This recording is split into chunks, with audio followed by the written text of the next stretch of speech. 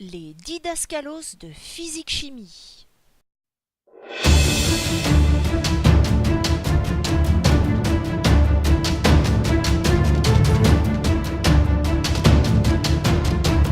Au collège, on vous demandait de bien présenter votre cours, d'apprendre la leçon, de faire les exercices au brouillon, de les recopier au propre en appliquant les méthodes. En sachant que vous ne voyez le professeur qu'une fois par semaine, il fallait donc répartir le travail 3 fois pour bien retenir. Mais au lycée, il faut savoir être beaucoup plus efficace. En premier, il faut savoir comment votre mémoire fait pour retenir. Il faut que vous sachiez si vous retenez plutôt des images, un son, ou si vous avez besoin de faire pour retenir. Vous allez tranquillement appuyer sur pause et lire ce que vous voyez à l'écran. Essayez de réfléchir, si je vous dis 2 plus 2 plus 2, qu'est-ce qui se passe dans votre tête?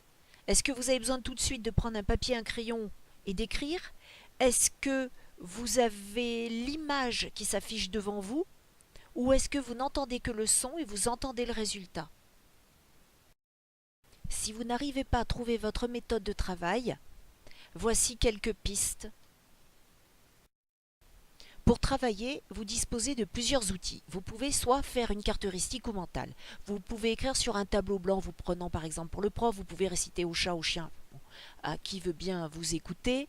Vous pouvez aussi faire des petites fiches, vous avez un didascalos spécial petit classeur. Vous pouvez aussi utiliser votre smartphone en prenant différentes photos, en pouvant aussi réaliser des cartes mentales. Et il existe aussi plein d'autres méthodes. Ce qu'il faut, c'est trouver celle qui vous convient. Voici une carte mentale, bon c'est niveau terminal S. Voici aussi une petite photo du petit classeur, vous voyez les petites intercalaires fabrication maison et le tableau blanc. Alors voici une méthode pour ne pas perdre de temps quand vous rentrez chez vous pour travailler. Vous vous asseyez avec l'emploi du temps sous les yeux. Quitte à allumer l'ordinateur, vous installez le cartable à droite, vous videz le cartable et vous faites une pile avec les livres et une avec les cours. Vous installez le cartable vide à gauche.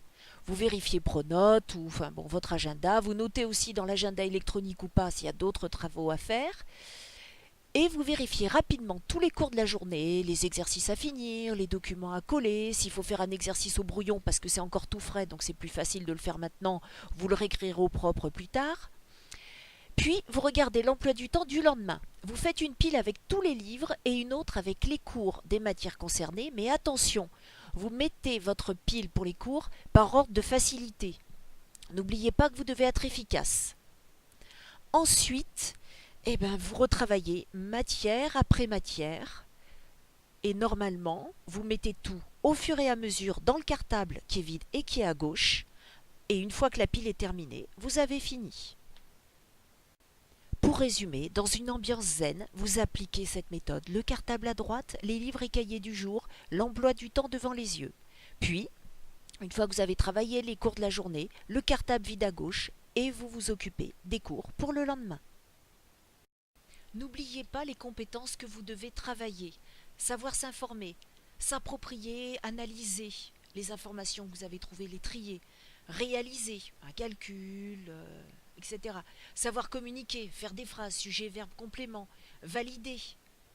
Savoir faire tout ça en autonomie, c'est-à-dire finalement savoir apprendre, être capable de restituer les connaissances et de savoir refaire.